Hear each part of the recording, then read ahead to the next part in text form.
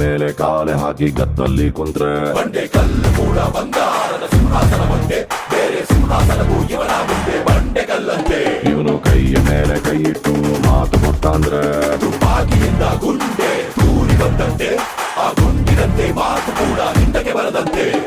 ಯಾರು ನಿಂಗೆ ದೊಡ್ಡವನಲ್ಲ, ಯಾರು ನಿಂಗೆ ಹೆಚ್ಚೇನಲ್ಲ, ನಿನ್ನ ಪಾಲಿಗೆ ರಾಜ ನೀನೆಂದು. ಯಾರೋ ಗೌರವ ಕೊಡಬೇಕಿಲ್ಲ, ಯಾರು ಗುರುತಿಸಬೇಕಾಗಿಲ್ಲ. ಮೈಯ ಮೇಲೆ ಪೊಗರೆ ಧರಿಸು, ನಿನ್ನ ಹೆಸರೇ ನಿನ್ ಬ್ರ್ಯಾಂಡು. ಪುಷ್ಪ ಪುಷ್ಪ ಪುಷ್ಪ ಪುಷ್ಪ